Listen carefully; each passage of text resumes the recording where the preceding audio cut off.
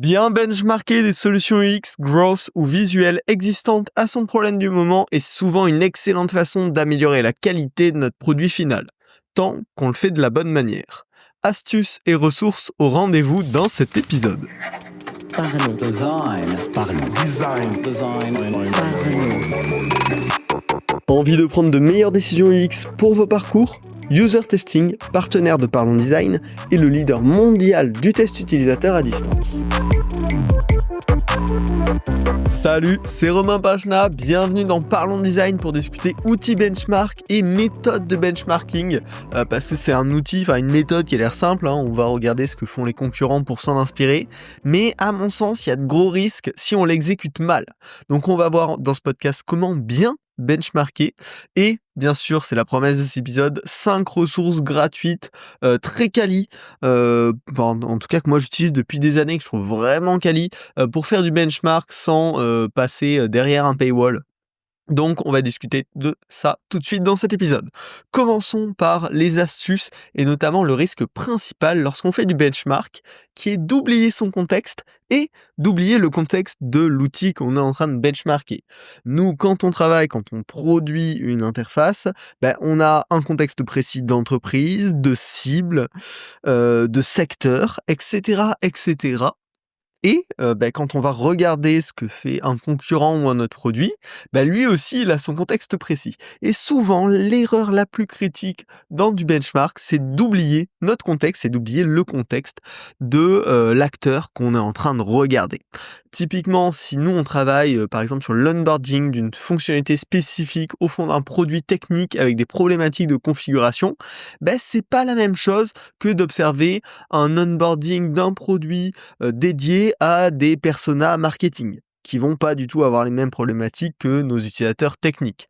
Ou ça va être très différent de l'onboarding d'un produit très technique, mais sur la première ouverture du produit. Parce que là, nous, on est sur une feature spécifique, alors qu'eux, ils sont sur la découverte du produit au global. Dans ce cas-là, énormément de différences.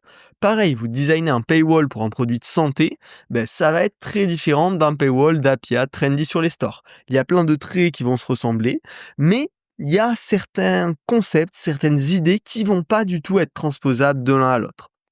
Ou un paywall d'un produit B2B également, mais dédié aux agents immobiliers, pareil, il y a des leviers sur lesquels on va pouvoir s'appuyer qui va moins marcher sur des produits de santé. Et alors là, on voit des trucs, c'est pas très grave, au pire ça marche pas bien, mais il y a certains cas où ça peut devenir plus embêtant, car on va même construire des structures potentiellement bloquantes pour nous. Si vous êtes par exemple dans une startup d'une dizaine de personnes et que vous voulez construire un design system, si vous inspirez d'un design system d'une boîte de 1000 personnes, vous allez clairement créer une machine trop complexe, problématique, difficile à gérer, impossible à gérer et avec peu de valeur ajoutée pour vous. Et si au contraire vous inspirez d'un UI kit, en fait, vous n'allez pas répondre à votre problématique initiale. Donc en fait, tous ces cas sont très différents, mais ce qui les regroupe, c'est que si vous oubliez votre contexte précis, dans quel but je fais ça, pour répondre à quel objectif, pour améliorer quel KPI, par rapport à quelle cible, dans quel contexte d'entreprise, et que vous ne faites pas attention à tout ça, vous allez benchmarker de mauvais éléments, vous allez utiliser de mauvaises inspirations qui potentiellement ne vont pas répondre à vos objectifs précis à vous. Donc c'est pour ça que mon premier conseil quand on benchmark, c'est avant de commencer à benchmarker quoi que ce soit, identifier précisément son contexte, bien le garder en tête et identifier les objectifs du projet. Qu'est-ce que je suis en train de chercher à améliorer ? Qu'est-ce que je suis en train précisément de chercher à faire ? Est-ce que c'est d'augmenter la conversion ? Est-ce que c'est d'augmenter la valeur perçue ? Est-ce que c'est de rassurer mes clients ? Et en fonction de ça, je vais benchmarker des services différents ou en tout cas, quand je vais benchmarker d'autres outils, je vais me poser la question de quel est le contexte de cet outil ? Quel est l'objectif de cette interface que je suis en train de regarder, que je suis en train d'analyser pour m'en inspirer ? Est-ce qu'ils ont déjà les mêmes KPI cibles ? Est-ce qu'ils ont le même public ou est-ce qu'il y a des similarités entre son public et mon public ? Quelle est la stratégie, le positionnement de l'entreprise au global ? Quelle est la taille de l'entreprise au global ? Et tous ces éléments doivent rentrer en compte dans la manière dont vous décortiquez ce que font les concurrents ou les autres services. Ensuite, une fois que vous avez bien fait ça, vous avez bien votre contexte, vous avez bien le contexte de l'application ou du service que vous êtes en train de regarder, prenez les concepts et retravaillez-les dans votre contexte. Comment est-ce que je peux réadapter cette chose-là pour la réutiliser et que ça correspondent à mon objectif, si ça a un sens de le faire. Sinon, passer à un autre outil à aller benchmarker. Et en fait, c'est vraiment changer cette philosophie de benchmark qui est comment font les autres? Tiens, on va faire pareil, à plutôt. Donc la phrase qu'on pourrait dire, c'est on a pris telle décision parce qu'on a fait comme entreprise X, à passer plutôt à une méthodologie, on va se dire, on a repris tel élément de l'entreprise X, car dans tel contexte, l'idée Y correspond et devrait avoir tel effet qu'on attend. Et bien penser à faire cette démarche en entière d'alignement des objectifs, d'alignement du contexte pour justifier un choix précis et non pas juste finir par dire c'est une pratique marché, il y a tel acteur qui le fait et donc on a refait pareil. Parce que ça veut pas dire, c'est pas parce que cet acteur a fait ça que ça correspond vous à vos problématiques. Et c'est là on va arriver sur la dernière problématique du benchmark, c'est comment on trouve de bons endroits pour benchmarker. Si on veut aller chercher, tester différents services manuellement, ça va souvent prendre beaucoup de temps et du coup on perd un petit peu de la valeur du benchmark. Et trouver des librairies gratuites, c'est relativement compliqué. Alors la première astuce, c'est une fois que vous en aurez trouvé quelques-unes, ça tombe bien, on va en parler jusqu'après, bookmarquez-les, mettez-les dans vos barres de favoris et comme ça, dès que vous en aurez besoin, vous pourrez y accéder très rapidement. Mais bon, là on va tomber sur le dernier problème. Quelles sont les bonnes ressources pour faire du benchmark? Ça tombe bien, je vous en ai prévu 5 différentes qui sont totalement gratuites et sur des domaines différents, donc qui se complètent plutôt bien. La première ressource que je peux vous conseiller, c'est screenshot.club. C'est un site créé par un designer français qui référence des screenshots de l'App Store rangés et organisés. Donc là, c'est vraiment tous les screenshots qui sont disponibles sur l'App Store pour promouvoir les applications. C'est un excellent point de départ pour voir notamment comment vos concurrents ou comment d'autres services présentent leurs services à eux en quelques mots, de façon impactante, avec un but de conversion. Donc souvent, ça va déjà être une très bonne porte d'entrée plutôt pour observer des messages marketing, des façons de parler d'un produit. Premier point. Deuxième point, quand vous allez vouloir des éléments très visuels, sélectionnés avec goût pour faire plutôt une création graphique, il y a les collections Awards. Alors Awards, c'est un site qui récompense les plus beaux sites web, mais ils ont une partie qui s'appelle les collections. On va retrouver des loaders, des pages 404, des barres de recherche, des choses comme ça, qui sont en général très travaillées et qui peuvent donner de très bonnes inspirations si on veut se démarquer par le visuel. Donc je vous mettrai bien sûr le lien en description. Le troisième outil que je vais vous recommander, vous en avez peut-être déjà entendu parler, c'est pablo.club. Pablo avec 3 o.club. C'est un site que j'ai lancé il y a pas longtemps, qui est complètement gratuit, avec plusieurs milliers de screenshots d'applications mobiles, de sites web desktop, qui sont organisés grâce à l'IA. Donc vous avez une recherche dans laquelle vous pouvez taper des recherches très précises, un paywall avec une offre premium à vie, comment demander son sexe à un utilisateur, comment récupérer des informations sur tel sujet, etc. Et qui va venir vous retrouver finalement des écrans qui font précisément exactement ça.